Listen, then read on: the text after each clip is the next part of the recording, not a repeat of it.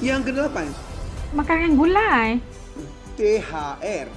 Uang saku THR. atau uang Wajib. THR biasanya diberikan kepada anak-anak kecil, baik Seru anak, kalau dapet anak THR. sepupu, kerabat, dan tetangga. Juga remaja dan dewasa muda yang masih sekolah dan kuliah. Gue juga mau kalau ada. Di samping itu, Gue juga perusahaan juga mau. akan membayarkan THR untuk Hari Raya Idul Fitri di Indonesia sering kita sebut Halal sebagai bihalal. Lebaran. Di hari suci ini ternyata ada khas budaya Lebaran di tanah air yang dilakukan umat Muslim di Indonesia. Biasanya pagi-pagi umat Muslim Indonesia akan Mudik nih. salat Id berjemaah di masjid dan lapangan, lalu bersilaturahim dan berkumpul dengan keluarga besar. Menyambut Lebaran, umat Muslim akan saling bermaafan, baik Kayaknya BT-nya kayak waktu COVID ya, kalau kita lihat semua lagi pakai masker gitu kan. Zaman-zaman COVID itulah mungkin video ini diambil, karena kalau perasaan kalau semuanya pakai face mask gitu. Ayo kita lanjut. Gimana pun keadaannya, Lebaran harus disambut dengan penuh kemeriahan insya Allah. langsung ataupun lewat berkirim pesan. Di samping itu, Oh, ada makanan makanannya. dan kebiasaan yang sering tidak absen setiap Lebaran. Nah, berikut ulasan Oh, budaya ini Lebaran Meriam di tanah air Pontianak. versi Yeni Fakta. So, jangan kemana-mana. Tetap stay tune di channel Yeni Fakta. Karena bersama Yeni Fakta, kita akan mendapatkan informasi dan pengetahuan dari seluruh dunia. Yang pertama, mudik. Indonesia punya banyak daerah yang dikenal dengan budaya merantau.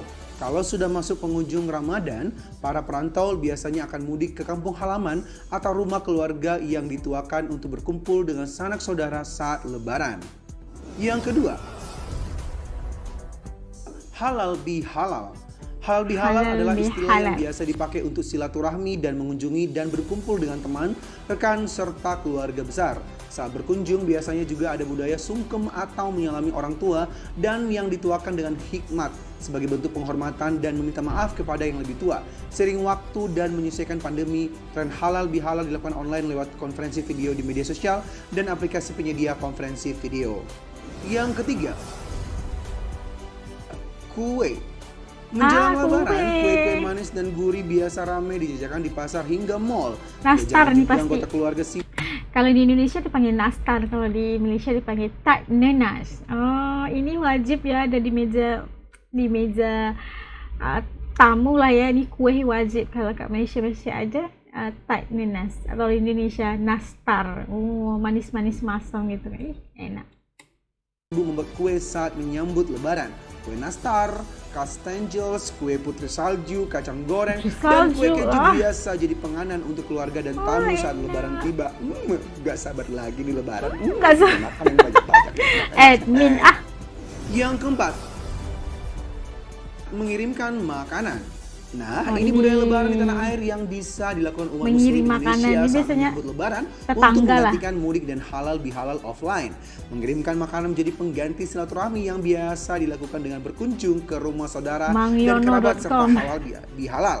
Mengirimkan makanan saat Lebaran bisa dibentuk parcel atau paket biasa. Isinya bermacam-macam, mulai dari kue, sirup, teh, celup, cemilan hingga makanan kaleng. Kayak hamper aja lah ya. Mengirimkan makanan masuk kami juga menjadi obat rindu buat perantau yang belum bisa mudik selama pandemi. Makanan yang dikirimkan buat perantau Oh, ini biasanya waktu makanan berat pandemi, seperti rendang, COVID. daging, ayam bumbu, dendeng, dan lain-lainnya. Yang Sekarang kita kelima, alhamdulillah ya. takbiran. Salah satu tanda malam Takbiran Lebaran keliling. di tanah air adalah kumandang takbir di masjid dan takbir keliling di jalan-jalan.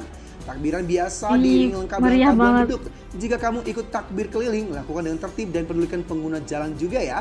Meskipun hanya jalanan komplek, gue pernah ikut nih, seru. Yang Gue keenam, pernah ikut nih. petasan dan kembang api. Petasan, Meskipun ada rajian kembang petasan api. di Ini mana-mana, wajib ya. ada saja yang berjualan dan menyalakan petasan dan kembang api untuk menyambut Lebaran.